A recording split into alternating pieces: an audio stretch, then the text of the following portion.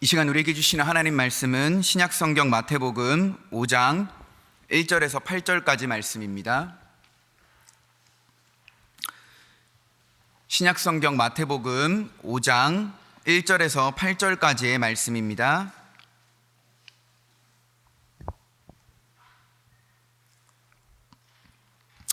신약 5쪽에 있습니다. 우리 다 찾으신 줄로 알고 마태복음 5장 1절부터 우리 한 절씩 교도가도록 하겠습니다. 예수께서 무리를 보시고 산에 올라가 앉으시니 제자들이 나아온지라.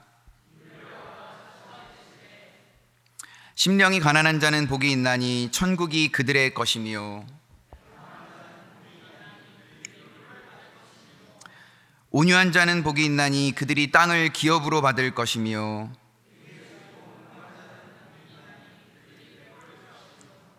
긍휼히 여기는 자는 복이 있나니 그들이 긍휼히 여김을 받을 것이며. 함께 보겠습니다. 마음이 청결한 자는 복이 있나니 그들이 하나님을 볼 것이며. 아멘. 할렐루야. 우리 시간 아멘으로 한번 힘차게 화답할까요? 할렐루야. 우리 옆에 계신 성도님들에게 이렇게 인사했으면 좋겠습니다. 마음이 청결한 자가 됩시다. 시작. 네, 우리 한 번 더 인사하실 때 우리 이렇게 인사합시다. 육체도 청결한 자가 됩시다. 시작. 네, 마음과 육체가 모두 다 청결하여서 하나님을 보실 수 있는 복이 임하시기를 주님의 이름으로 축원합니다. 이 시간에는 마음이 청결한 자의 복, 마음이 청결한 자의 복이라는 제목으로 하나님 말씀 나누도록 하겠습니다. 오늘 말씀에 보게 되면 이 마음이 청결한 자는 복이 있다라고 이야기를 하는 것이죠. 육체가 청결하려고 하면 우리 씻으면 된다고 치자면 이 마음이 청결하려고 하면은 도대체 어떻게 해야 하는 것일까요? 먼저 이 마음이라는 것은요, 우리가 생각하는 평소에 생각하는 마음과는 다릅니다. 인간이 평소에 마음을 생각하면 마음을 감정이라고 생각을 하거든요. 그래서 감정이 상하면 마음이 상했다 이렇게 생각을 하는 것이죠. 그런데 성경에서 오늘 이야기하는 이 마음은요, 단순히 감정만 이야기하는 것이 아니라는 사실입니다. 이 히브리인들의 사고방식에서 마음이라는 것은요, 그 사람의 전부, 그 사람의 전체를 가리키는 것이 바로 마음이라는 것이죠. 그 사람의 지적인 부분, 감정적인 부분, 의지적인 부분, 그 사람의 신체, 그 사람의 마음, 그 사람의 존재, 그 사람의 모든 것을 마음으로 상징해서 이야기한다라는 것이죠. 그럼으로써 더 쉽게 이야기하면 이 인간 존재와 인간의 모든 것을 우리는 마음이라고 볼 수 있다라는 것입니다. 자, 그렇다면 사람은 외모를 보지 않습니까? 그런데 하나님께서는 마음을 보신다라는 것이죠. 그 인간의 전체로 상징되는 그 인간의 마음의 중심을 보신다라는 것입니다. 또 다른 말로 바꿔 얘기하면 마음의 중심을 보신다라는 것은 그 사람의 인격을 하나님께서 보신다라는 것이죠. 그렇다면 그 사람의 전체로 상징되는 그 존재 자체가 청결해야 된다라는 겁니다. 그 사람의 인격이 청결해야 된다라는 겁니다. 자, 그렇다면 마음이 어떻게 하면 청결해질 수 있는 것일까요? 이 청결이라는 단어는요, 쉽게 이야기하면 이제 깨끗하다라는 뜻이죠.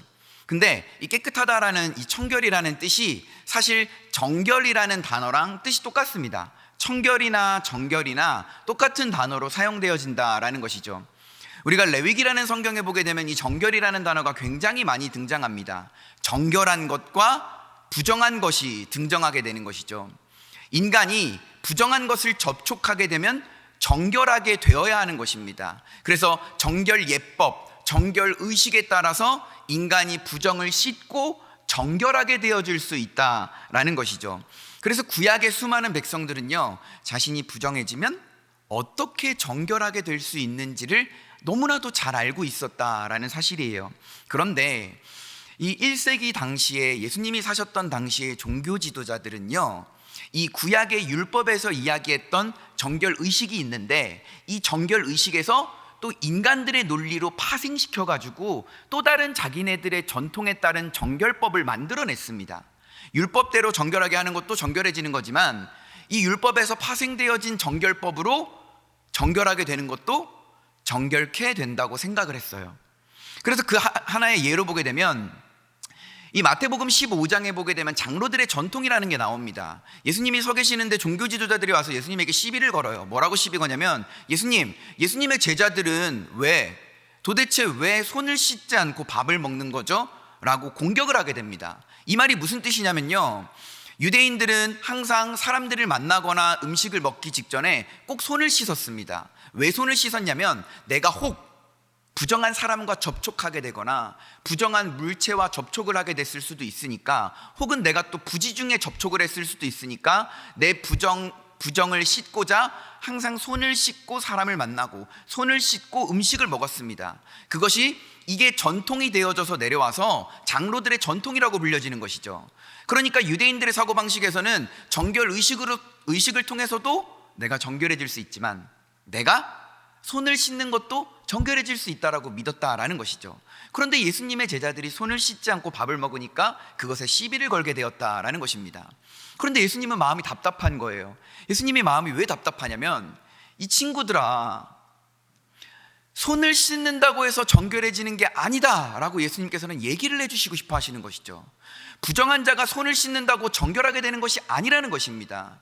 완벽하게 정결해질 수 없다라는 거예요. 그래서 예수님께서 말씀하시고자 하는 것이 무엇이냐면, 손을 씻는 그 인간들의 전통에 따른 정결 예법으로는 인간이 결코 완전하고 완벽한 정결에 이를 수가 없음을 예수님께서 지금 꼬집고 계신다라는 것입니다. 그러니까 인간이 정결해지려면, 정결해지려면 손을 씻어서 되는 게 아니라는 것이죠. 그리고 또한 인간이 완벽한 청결이 이루어지려면 구약의 제사 의식으로 인간이 완벽하게 정결하게 될 수 없다라는 것을 이야기를 하는 것입니다. 여러분, 구약시대 때 죄를 짓거나 부정하게 된 사람들은요, 쉽게 얘기하면 통상적으로 제사를 드렸습니다. 제가 죄를 지은 사람이라면 제물을 끌고 와서 하나님 앞에 제사를 드리는 것이죠. 제물을 죽여가지고 내가 하나님 앞에 피 흘려서 제사를 드리면 이 피가 나의 죄를 씻어준다라고 생각을 했습니다. 그런데 이 구약에서 나오는 정결법들은 완전한 정결 의식이 아니었다라는 것이죠. 만약에 구약에서 행해졌던 정결 의식이 완벽했던 거라면 제사를 한번 드리고 나면 더 이상 그 다음에 제사를 안 드려도 돼요. 왜냐하면 이미 벌써 완전하고 완벽한 제사를 드렸기 때문에, 내 죄가 완벽하게 씻겨졌기 때문에 더 이상 제사를 드리지 않아도 되는 것이죠. 그런데 구약에서 드려졌던 제사 의식들은요, 안타깝지만 완벽하고 완전한 제사 의식은 아니었어요. 그렇기 때문에 인간들이 죄짓고 또 제사 드리고, 죄짓고 제사 드리고, 죄짓고 제사 드리고, 이게 반복이 되어졌다라는 것입니다. 구약 시대에 나왔었던 이 제사의 의식들은요, 신약 시대에 누군가가 오셔서 완벽하게 완전한 제사를 드리실 것이라는 것을 미리 보여주는 예고편이었다라는 사실이에요. 바로 완벽하고 완전한 제물 대신, 그 어린 양 대신 예수 그리스도가 이 땅에 오셔서 우리를 위해서 친히 제사의 제물이 되어 주셔서 완벽한 제사를 단번에 한 번에 드리심으로 인하여서 그 제사의 효력이 완전하고 완벽하고 영원한 효력이 발생하게 되는 것입니다. 그래서 예수의 피로 죄가 씻겨진 우리들은요, 그 예수의 영원한 피, 완벽한 썩지 아니하는 피로 인하여서 영원한 속죄의 효력을 우리는 누리고 살아가게 된다라는 것이죠. 그럼으로써 손을 씻는 것으로 인간이 정결하게 되는 것이 아니라는 것을 이야기를 한다라는 것입니다. 그럼으로써 율법으로 정결하게 될 수 없어요. 인간들에게서 파생되어져서 전통에 따라서 만들어진, 이 어떻게 보면 율법보다 더 권위 있다고 만들어진 이 정결법이 인간을 정결하게 할 수 없는 거예요. 유대인들은 종교법에 따라서 의식적으로 그 의식을 치르면 깨끗해질 거라고 생각했어요. 하지만 마음은 깨끗해지지 못했다라는 사실이죠. 윤리 도덕적인 의식을 지키면 질서가 세워질 거라고 생각했어요. 하지만 마음의 질서는 세워지지 못했다라는 것입니다. 그러므로써 하나님이 지금 백성들에게, 이 신약의 시대를 살아가는 사람들에게 요구하시는 것이 뭐냐면, 더 이상 그 구약의 낡아빠진 정결법으로는 안타깝지만 너희를 완전하고 완벽하고 영원히 정결하게 할 수 없다라는 것을 알려주는 것입니다. 그런데 하나님께서 우리에게 요구를 하세요. 어떤 요구를 하시냐? 마음이 정결해야 된다 라고 요구를 하고 계신다라는 사실이죠. 그런데 인간은요, 이 요구 앞에서 낙담하고 좌절할 수밖에 없습니다. 왜요? 인간이 어떤 것을 행한다고 할지라도 마음이 정결하게 될 수 없거든요. 그러니까 인간은 좌절하는 거예요. 나는 마음이 어떻게 해서 나는 청결하게 될 수 있을까? 내 마음은, 내 존재는 어떻게 해서 정결하게 될 수 있을까를 인간이 고민하고 낙담했다라는 사실이죠. 이러한 모습을 가장 잘 보여줬던 성경의 인물이 누구냐면 바로 다윗입니다. 다윗이 어떻게 보면 참 하나님 앞에서 큰 죄를 저지른 사람 아닙니까? 살인을 교사했습니다. 음모를 꾸몄어요. 살인을 저질렀습니다. 불륜과 간통이죠. 그리고 직권을 남용해서 부하를 전쟁터의 맨 앞자리로 내보내서 죽여버렸습니다. 그러니까 이건 오늘날의 형량으로 환산해도 이건 무기징역에 사형에 처해질 법한 그런 윤리 도덕적으로 아주 무거운 죄를 지었던 사람이 바로 다윗인 것이죠. 다윗의 마음, 다윗의 존재는 어땠습니까? 정결하지 못했어요. 부정했고 음란했고 악독했다라는 사실이죠. 그런데 다윗은요, 이 죄 앞에서 회개하는 사람이었다라는 사실입니다. 자신의 마음이, 자신의 존재 자체가 타락하고 무능하고 죄에 물들어 있고 찌들어 있고 더러운 존재라는 것을 인정하고 하나님 앞에 무릎 꿇고 회개할 줄 아는, 돌이킬 줄 아는 사람이었다라는 것이죠. 이 다윗의 심정을 가장 잘 표현한 말씀이 어디 나오냐? 시편 51편입니다. 우리 자막을 한번 볼까요? 우리 말씀 한번 보도록 하겠습니다. 6절 7절 한번 읽어보겠습니다. 시작.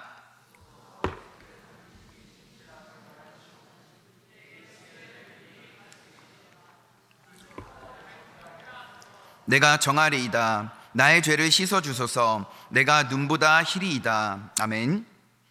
다윗은 지금 죄를 짓고 나서 그 죄 앞에서 하나님은 마음이, 중심이 진실한 사람을 원하시잖아요.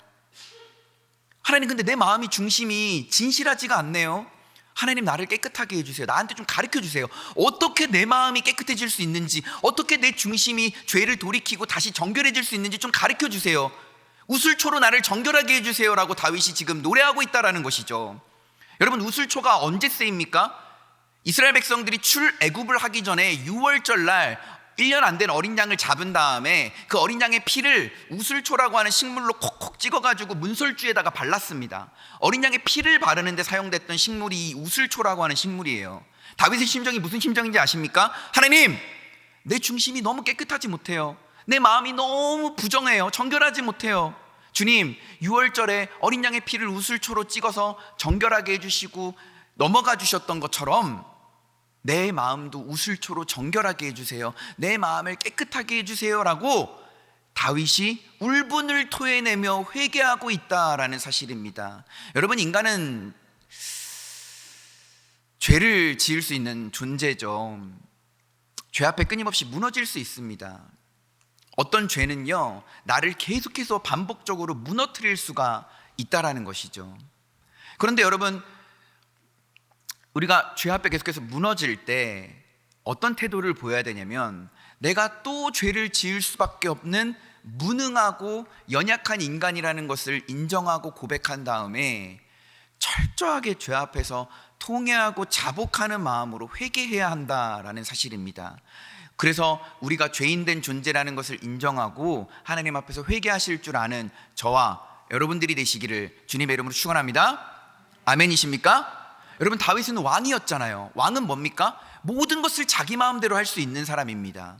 하나님께서 세우신 이스라엘의 대리 통치자 아닙니까?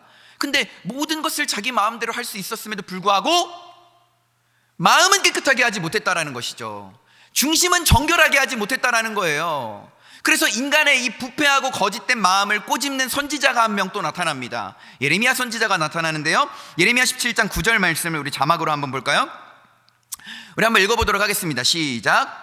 만물보다 거짓되고 심히 부패한 것은 마음이라 누가 능히 이를 알리오마는. 아멘이죠. 여러분, 만물보다 거짓되고 심히 부패한 게 뭐라고요? 마음이라는 거예요. 돈이 있어도 권력이 있어도 왕이어도 마음은 정결하게 할 수 없다라는 것이죠. 내 마음을 제사를 드린다고 할지라도 완벽하고 완전하게 정결하게 할 수 없다라는 것입니다. 자, 그렇다면 이렇게 거짓되고 부패한 인간의 마음이 어떻게 정결하게 될 수 있을까요? 두 가지를 통해서 인간의 마음이 청결하게 될 수 있습니다. 정결하게 될 수 있는 것이죠. 첫째는 속죄를 통해서 인간이 정결하게 될 수 있습니다.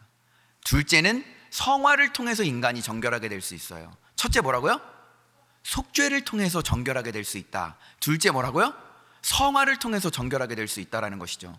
자, 우리 첫 번째부터 한번 알아볼까요? 속죄를 통해서 인간이 정결하게 될 수 있다라는 것이죠. 레위기라는 성경에 보게 되면요, 부정한 인간이 부정을 씻기 위해서 제사를 드리는 것을 하나님께서 가르쳐 주십니다. 레위기 5대 제사라고도 하죠. 번소, 화, 속건, 번제, 소제, 화목제, 속제제, 속건제, 이 5대 제사가 있는데, 이 5대 제사 가운데 네 번째 제사에 등장하는 속죄제라는 것이 있습니다. 죄를 속죄할 때 하나님 앞에 드리는 제사가 바로 속죄제죠. 레위기 4장 4절에 보면 이 속죄제의 원리를 세 가지로 표현합니다. 첫째, 제물을 끌고 옵니다. 둘째, 제물에다가 내가 손을 올리고 안수기도를 합니다. 그럴 때 안수기도를 할 때 회개의 기도를 하는 거거든요. 회개의 기도를 하게 되면 내가 가진 모든 죄를 이 제물에게 전가시키는 거예요. 우리 책임을 전가한다는 말이 있지 않습니까? 책임을 떠넘긴다는 말이 있잖아요. 내가 가진 모든 죄를 이 제물에다가 떠넘기는 거예요. 셋째, 이 제물을 죽여버립니다. 그러면 내 죄를 모두 떠안게 되는 이 제물이 죽음으로 말미암아 그 피로 내 죄를 씻어낼 수 있다라고 구약의 제사법이 가르쳐주고 있다라는 것이죠. 그런데 이 구약의 제사법은 신약에 오셔서 우리를 위해 친히 제사의 제물이 되셔서 십자가에 죽으셔서 피 흘리실 예수 그리스도를 미리 보여주는 예고편이라는 사실입니다. 그럼으로써 이 피로써 나의 마음을 정결하게 할 수 있다라는 것입니다. 이것이 바로 성경에서 뭐라고 한다고요? 첫 번째, 속죄라고 한다라는 사실입니다. 내가 죄의 값을 치러야 되는데 하나님은 내가 죄의 값을 치르는 것을 원하지 않으세요. 그래서 자기 아들 예수를 제물로 보내셔서 속죄제의 죄값을 치르게 하셨다라는 것입니다. 그래서 여기서 우리가 많이 좀 잘못 알고 있는 것 가운데 하나가 뭐냐면, 착각하고 있는 것 가운데 하나가 뭐냐면, 예수님이 나를 위해 죽으셨다라고 생각하는 경우가 있어요. 그런데 나를 위해 죽으셨다라는 표현도 맞는 거거든요. 근데 이거는 상당히 모자란 표현입니다. 좀 더 완벽하고 좀 더 그 정답에 가까운 표현은 뭐냐면요, 예수님이 나를 위해 죽으신 것도 맞지만 예수님이 나를 대신해서 죽으신 거예요.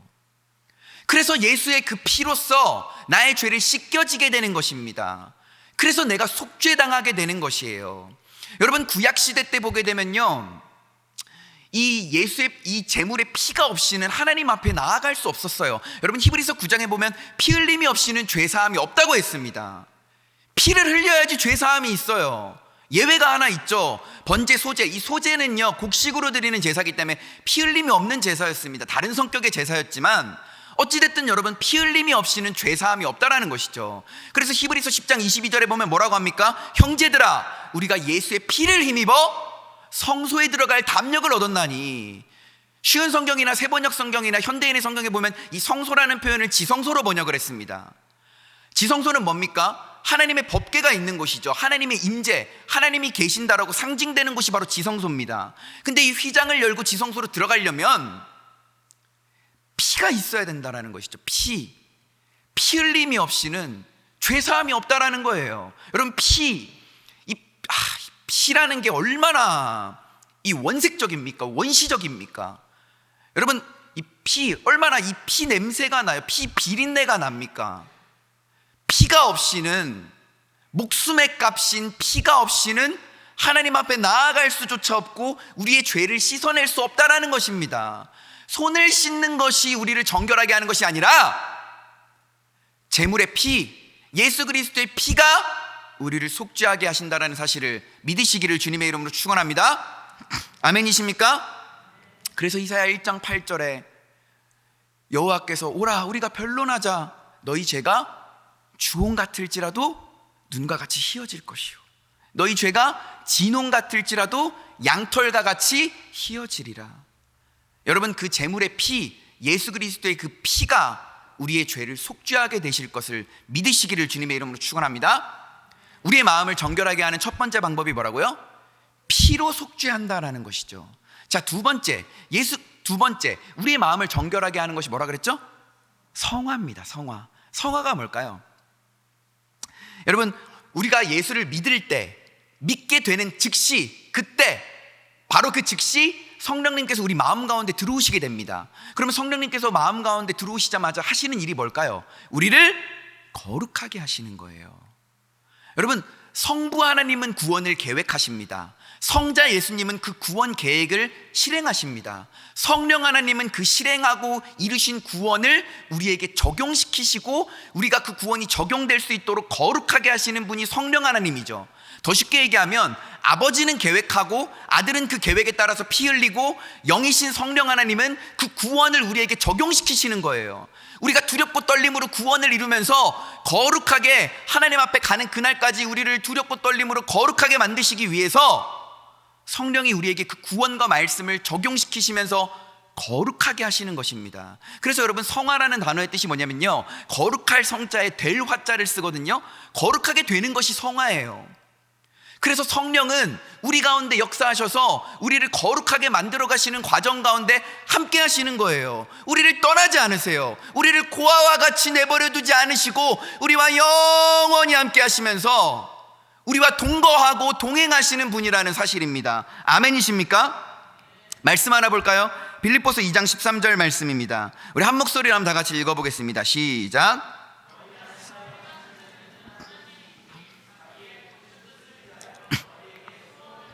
행하게 하시나니. 아멘이죠. 여러분, 하나님은 자신의 뜻을 위하여 우리에게 소원을 행하게 하신대요. 우리 안에서. 이게 무슨 말입니까? 하나님은요, 성령 하나님은 우리 마음 가운데 오셔서 자신의 뜻을 우리에게 주입시키십니다.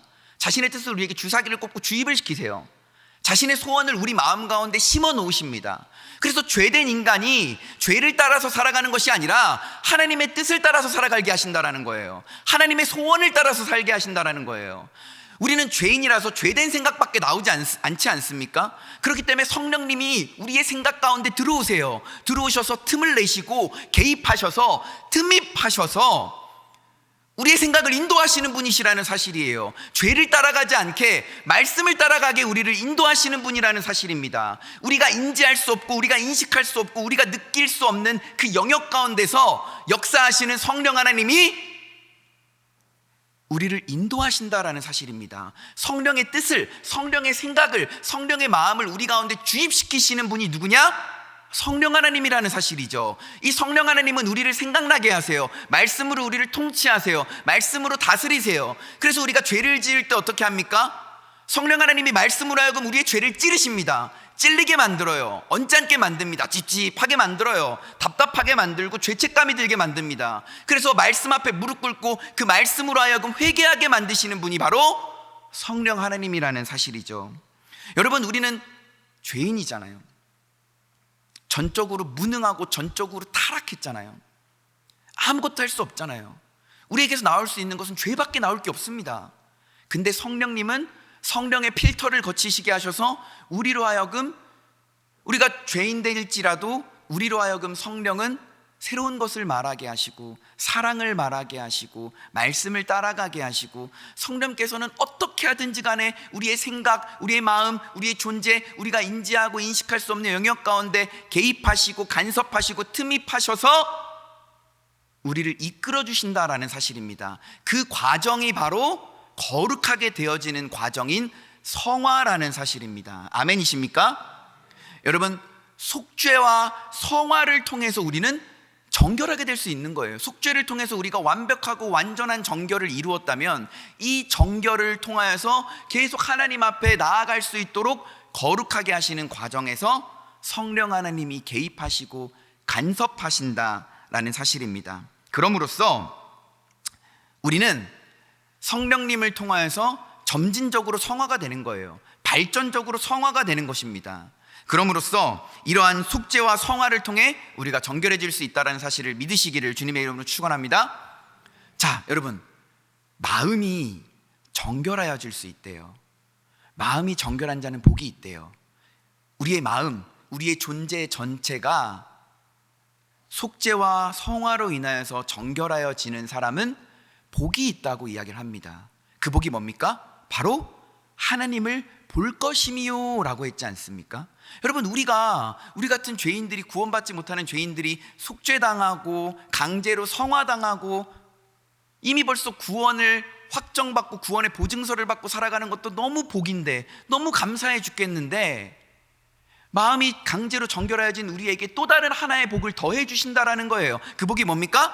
마음이 그 복이 뭡니까? 하나님을 볼 것이미요 라고 했지 않습니까? 근데 볼 것이라는 이 표현의 시제가 미래형을 사용했습니다. 너희가 볼 것이미요 라고 했어요. 근데 여러분, 헬라어 문법에서요, 이 미래 시제는요, 현재 시제를 포함한 미래 시제거든요. 그러니까 헬라어 문법에서 미래를 나타낸다는 것은 현재를 포함한 미래를 나타내는 것입니다. 자, 우리가 하나님을 볼 것이라고 했지 않습니까? 하나님을 본다라는 것은 두 가지예요. 첫째, 미래의 하나님을 볼 것이라는 겁니다. 미래형을 썼잖아요. 미래의 하나님을 볼 것이라는 거예요. 미래의 하나님을 본다는 게 뭐냐면 우리가 종말론적으로 하나님을 본다라는 겁니다. 우리가 살아있는데 예수 그리스도가 재림합니다. 그럼 예수님 보겠죠? 그 하나님을 본다라는 거예요. 우리가 죽어서 천국에 갑니다. 그럼 천국에서 하나님을 보겠다라는 거예요. 요한계시록 4장에 보면 사도 요한이 환상 가운데 천국에 가게 돼서 그 보좌에 앉으신 하나님을 직면하게 됩니다. 그 하나님을 보면서 사도 요한이 하나님이 어떠신 분이라는 사실을 이제 보석으로 막 이렇게 빗대어서 표현하기도 하는 것이죠. 그래서 마음이 정결한 자는 하나님을 보게 되는 복이 임한다라는 겁니다. 우리가 천국에 가서 보든 재림을 통해서 보든 우리가 어떻게 하나님을 보든지 간에 종말론적으로 우리가 하나님을 보게 될 것을 이야기를 한다라는 것이죠. 또한 요한계시록 19장에 보면 이 어린 양의 혼인잔치라고 있습니다. 어린 양의 혼인잔치는 뭡니까? 신랑 되신 예수님이 신부된 우리와 함께 천국에서 결혼해서 영원히 살 것을 이야기를 하는 것이죠. 어린 양의 혼인잔치에 초대를 받지 못한 사람, 청함을 받지 못한 사람은 들어갈 수 없지 않습니까? 근데 우리는 다 예수를 믿기 때문에 어린 양의 그 결혼식, 혼인잔치에 다 들어가잖아요. 거기에 들어가서 우리가 정말로 그렇게 기다렸던 재림하시는 신랑 되시는 예수님을 우리가 바라보게 되어질 수 있다라는 것입니다. 그래서 하나님을 본다고 하는 복은요, 미래형으로 하나를 사용하고요, 또한 현재형으로 하나를 사용한다라는 사실이죠. 현재에 우리가 하나님을 볼 수 있다라는 것입니다. 그렇다면 우리가 어떻게 현재 하나님을 바라볼 수 있을까요? 여러분, 밖에 자연을 한번 볼까요? 자연을 보게 되면 어떻죠? 하늘이 너무 예쁘지 않습니까? 푸르디 푸른 하늘, 뭉게뭉게 흰색 구름이 두둥실 떠다니지 않나요? 근데 하늘과 구름 누가 만드신 거죠? 하나님이 창조하신 거죠. 우리는 하늘을 보면서 하나님의 창조하심, 하나님의 역사하심, 일하심을 볼 수 있다라는 사실입니다. 여러분, 또한 하나님이 또 뭘 만드셨죠? 사람을 만드셨죠. 옆에 있는 성도님들 한번 보세요. 여러분, 이 성도님들, 옆에 있는 성도님들 얼굴 한번 쳐다봐 주세요. 이 성도님들 볼 때 이 성도님들의 얼굴, 이 성도님들의 신앙생활, 이 성도님들의 말, 인격, 행동을 볼 때 하나님이 비춰서 보이지 않으십니까? 이 사람을 통해서 하나님이 보이지 않으세요? 왜 아무도 아멘 안 하시느냐?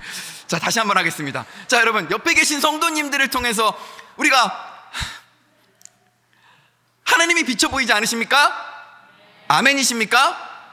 자연을 통해서 우리는 하나님을 볼 수 있는 것이죠. 서로 사랑하는 형제 자매를 통해서, 성도님들을 통해서 우리 하나님이 비춰주시는 모습을, 하나님의 형상과 하나님의 인격으로 지음받은 이 덕을 끼치고 유익을 끼치는 성도들을 통해서 우리는 하나님을 빗대어 볼 수 있다는 것이죠.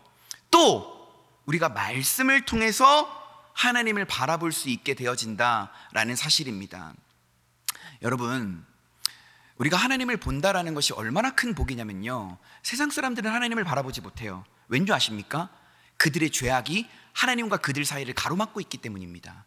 죄가 속죄되지 않으니까, 죄의 문제가 해결되지 않으니까 하나님을 바라볼 수 없다라는 거예요. 우리도 마찬가지였어요. 하나님 앞에 온전히 나아갈 수 없는 존재였습니다. 성소하고 지성소를 가로막고 있는 그 휘장은요, 사실 예수 그리스도의 육체를 상징했습니다. 그래서 예수 그리스도가 십자가에서 죽으셨을 때 휘장이 찢어진 거예요. 마태 마가복음에서는 위에서 아래로 찢어졌고 누가복음에서는 가운데가 찢어졌다고 얘기를 하거든요. 어찌됐든 휘장이 찢어졌습니다. 그 말이 즉슨 무슨 말이냐면, 예수께서 제물 되어 주셔서 그 흘리신 피가, 영적인 피가 우리에게 발려져 있기 때문에 우리는 더 이상 그 누구든지 예수의 피를 힘입어서 지성소에 나아가서 하나님을 볼 수 있고 만질 수 있고 하나님과 교제할 수 있게 되었다라는 사실입니다. 아무도 하나님 앞에 나아갈 수 없었어요. 그 누구도 하나님 앞에 나아가는 것이 쉽지 않았습니다. 대속죄일의 대제사장만이 1년에 딱 단 한 번 하나님 앞에 나아갈 수 있었지만, 예수 그리스도께서 자신의 육체로 상징되는 그 휘장을 찢으심으로 말미암아 예수의 이름으로 기도할 때 하나님 앞에 기도할 수 있고, 예수의 영적인 피가 우리에게 발려져 있을 때 그 누구든지 하나님 앞에 나아가서 하나님을 보고 하나님을 만지고 하나님과 교제하고 교감할 수 있게 되었다라는 사실입니다. 여러분, 하나님을 볼 수 있다라는 것이 얼마나 큰 복이신지요. 믿으시기를 주님의 이름으로 축원합니다. 여러분, 우리는 유한한 인간이잖아요. 유한은 무한을 알 수 없죠. 근데 무한하신 하나님이 유한한 인간의 세상 가운데 찾아서 들어오셔서 유한한 우리로 하여금 무한하신 하나님을 인지하고 인식하고 바라볼 수 있게 해주셨다라는 것입니다. 이게 바로 기적입니다. 할렐루야. 그럼으로써 여러분, 마음이 청결해지려면 어떻게 해야 되냐? 속죄와 성화를 통해서 마음이 청결해질 때 우리가 하나님을 미래에도 바라보지만 현재에도 바라보고 살 수 있다라는 사실입니다. 아멘이십니까? 우리는 지금은 우리가 말씀을 통해서 옆에 계신 성도님들을 통해서 자연을 통해서 우리가 하나님을 볼 수 있지만, 지금 우리가 이 보게 되는 하나님은요, 극히 아주 일부분의 하나님이에요. 완벽하고 완전하고 놀랍고 위대하고 아름다우신 하나님은 우리가 천국에 갔을 때, 재림했을 때, 그때서야 완벽한 하나님을 볼 수 있다라는 것입니다. 그런데 우리가 지금 이 땅에 살아가지만 일부분의 하나님을 보면서 우리는 소망하는 거예요. 와, 이 일부분의 하나님을 볼 때도 너무나 기쁘고 너무나 행복하고 하나님이 너무나 놀랍고 위대하신데, 그 전체를 볼 때 그 완벽하고 완전하신 하나님을 내가 정말로 직면하게 될 때 얼마나 그 하나님이 놀라우고 위대하실까? 우리는 그 완벽한 하나님을 바라보게 될 것을, 그 하나님과 교제하고 교감하게 될 것을, 왕노릇하면서 천국에서 살아가게 될 것을 우리는 소망하면서 이 땅의 극히 일부분이지만 그 하나님을 바라보면서 우리는 소망을 품고 살아가는 것이라는 사실입니다.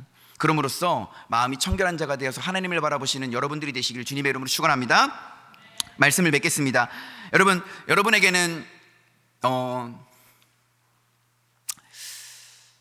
보고 싶은 존재가 있으신가요? 여러분에게는 사랑하는 존재가 있으신가요?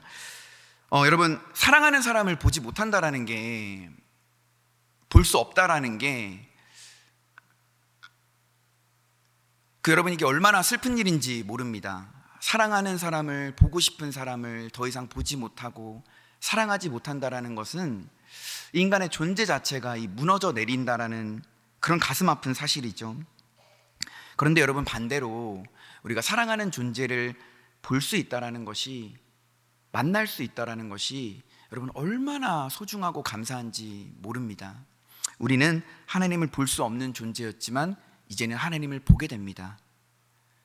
사랑하는 성도 여러분, 예수의 속죄와 성령의 성화로 인하여서 마음이 정결한 자, 청결한 자가 되어서 사랑하는 하나님, 보고 싶은 하나님 마음껏 보시고 마음껏 만나시고 마음껏 누리시는 복이 여러분 가운데 임하시기를 주님의 이름으로 축원합니다. 우리 찬양하고 기도하도록 하겠습니다.